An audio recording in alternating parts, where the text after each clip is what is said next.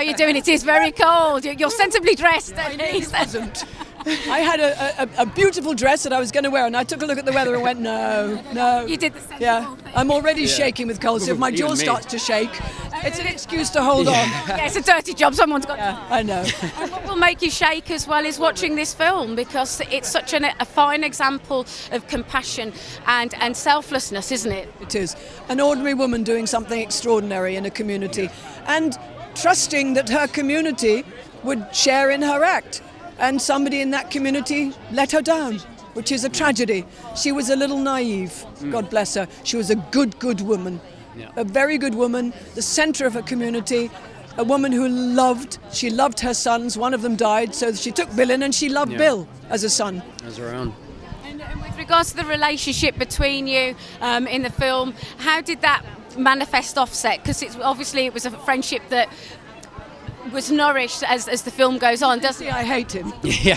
Horrid, I want nothing to do with him. It was the worst.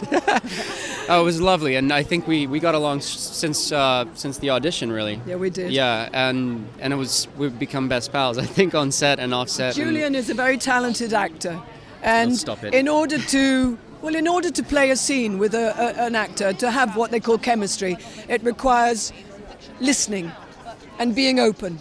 And that's what he has in spades. He creates his own character, he inhabits him, he listens, and he reacts. Acting is reacting.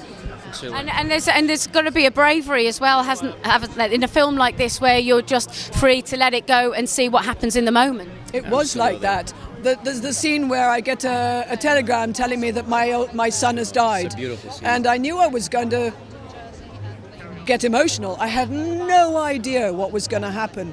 And this sort of wail came out of me, and I physically collapsed. And it was like, whoa, where did that come from? Yeah. But it was like Louisa was there just going, oh, my boy, yeah, it's a force of nature. Yeah. I think that's exactly it. You got to live in the moment, do your prep, but then forget about it. And just having such a generous actor opposite you, it's easy. But I also felt that Louisa was with us. I can't explain it. And I think we all felt that. There was it was a helping hand there, a guiding hand.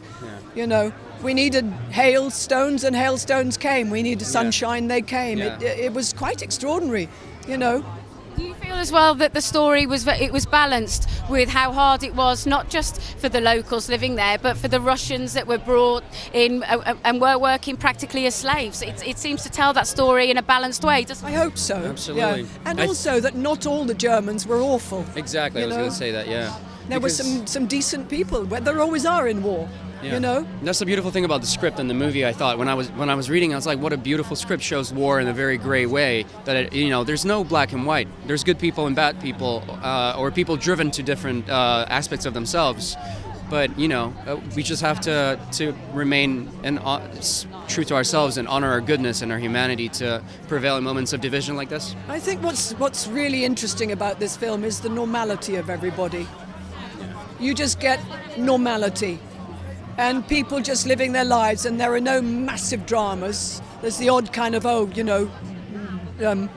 sadness and when Louisa was distraught, but they get on with their lives, and it's the inevitability of what's coming, and you're going, oh no, please don't do that, no, and then it happens.